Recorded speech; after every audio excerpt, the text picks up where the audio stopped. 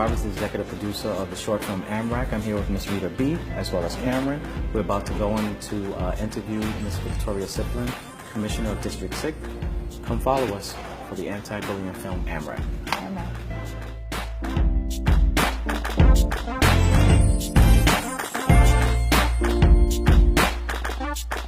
Hi, this is Sean Roberts, the executive producer of the short film Amrak. I'm here with a special guest, Miss Victoria Siplin, the Commissioner of District 6. How are you today? I'm wonderful. You know, I'm just so elated that you are here and the project that you are working on regarding anti-bullying.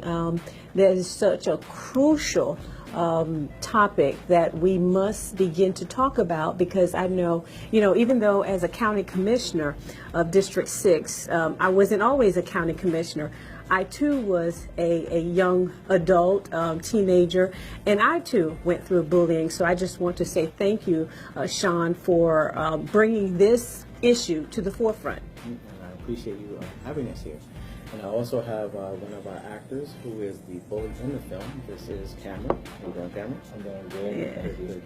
And we also have our host here, Miss Rida B. How are you today? Doing great. Thank you so much, Sean. Ms. Siplin, thank you so much for your time today. So we would like to go ahead and just dive right in if we can. Yeah, absolutely. definitely. So I want to hear more about your story. You said that you encountered bullying Right. at a young age, so if you can tell us more about that. Well, coming to America as an orphan, I came here when I was 3 years old. I lost my mother in the Bahamas, and I was abandoned by my father. So coming to the United States as an orphan and then trying to matriculate through elementary school, middle school, and high school, and also being from the islands. My parents were of Haitian descent, and I spoke Creole, and I still understand and speak Creole, but being in ESOL classes, as you know, with ESOL, English is your second language, but you get bullied for different reasons. One, I was an orphan, not having a mother and a father, and then two, being African American, and then being from another country, where you encounter a lot of bullying. But back when I was younger, we didn't call it bullying. You were just being picked on, and you just had to deal with it. They told you, get over it.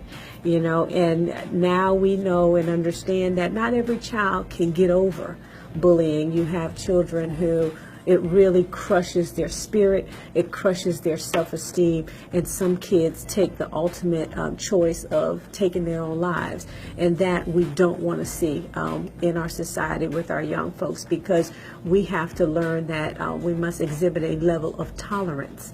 We all aren't going to be alike, but we can learn from our differences, and we can grow from that. So yeah, there has to be a level of understanding between the differences and learn to appreciate one another. Yes. Instead of judging. Definitely. Right. Yeah. Right. I agree.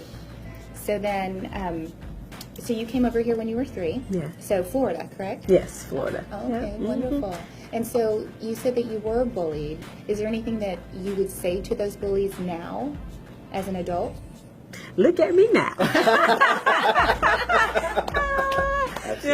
No, but people want to know, well, how do you overcome? How do you get past that? How do you, Yes. And the wonderful thing is that I had a grandmother who instilled in me how beautiful I was, how important I was, how much I could do in life, and then I had mentors.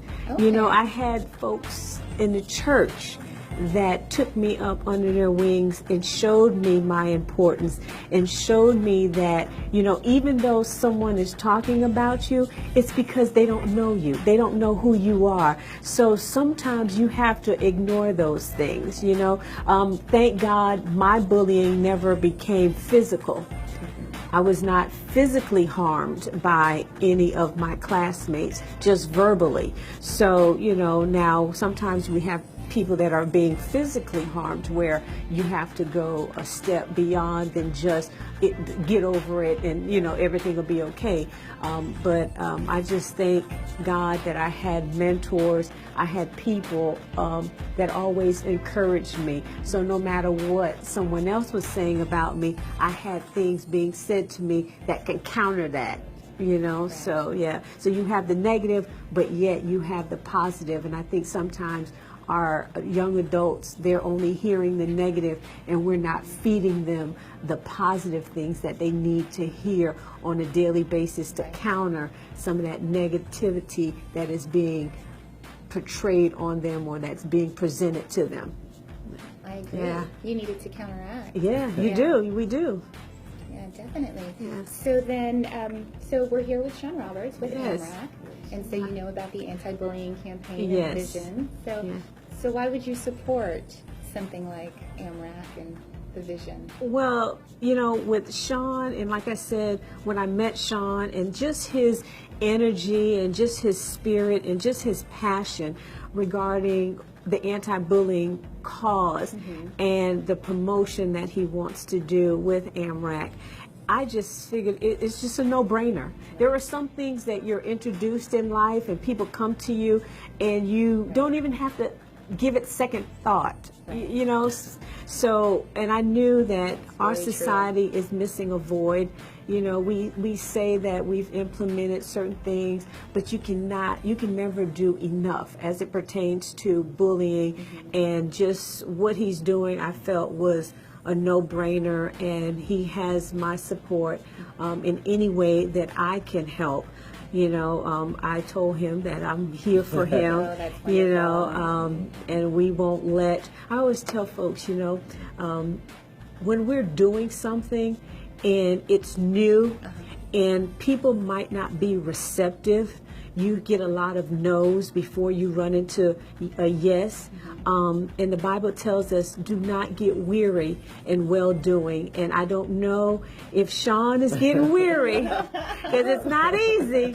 But I just want you to know, do not get weary in well-doing, because the cause is so much bigger than us at this table. And so I just wanted to say that I support him, and this was a no-brainer for me. Oh, that's wonderful. Yeah. And I appreciate it because my attitude, my friend calls it something, I forgot what he calls it, but I'm the type of person, if you tell me no, that's fine, I'll just keep moving. Yeah, that's right. Because it's not about anyone stopping me, because I apply everything to football. Right. You have a team that's going to try to stop you. That's But right. then you have a team that pushes you. Offense, Offense, defense. Offense, That's defense right. to get you to that touchdown. Yeah. So I just want to share my thoughts quickly that, Amrak is bigger than me. God has chosen me to create this, and a lot of people have jumped on, and I've learned a lot about humans.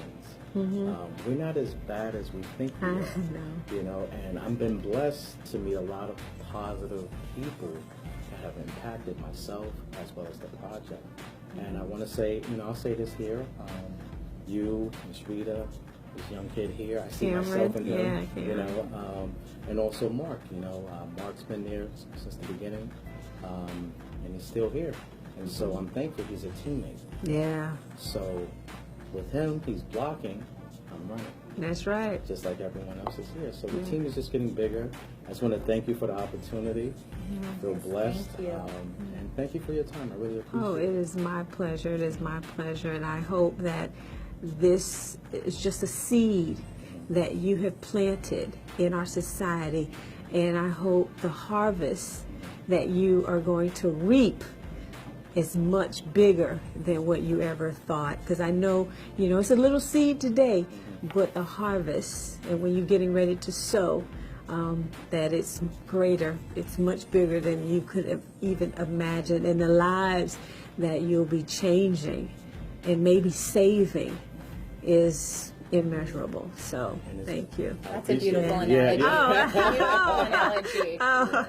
It's interesting because yesterday I was with some UFC fighters, and there was one gentleman in particular who he wins all his matches, and he just came to me and he said that I'm so thankful that you exist. He said, I wish you would, Oh, you yeah. were there when I was going through it. And that statement alone was better than anything imaginable that I could receive from doing this. Yeah.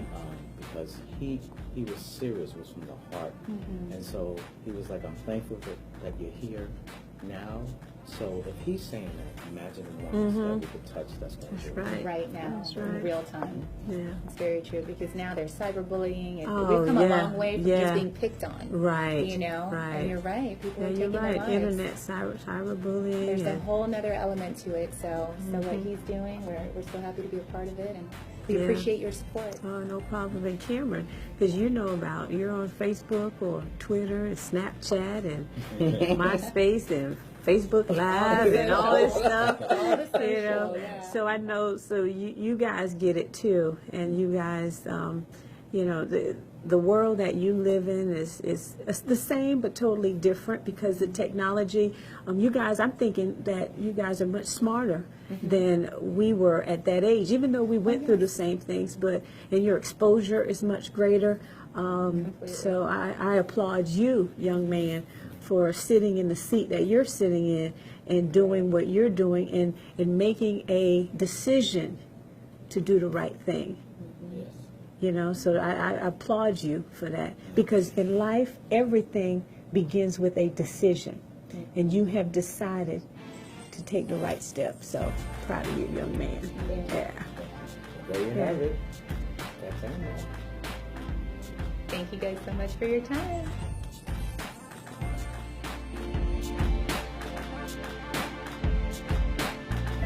I'm Victoria Siplin, Orange County Commissioner, District 6, and I've approved this message.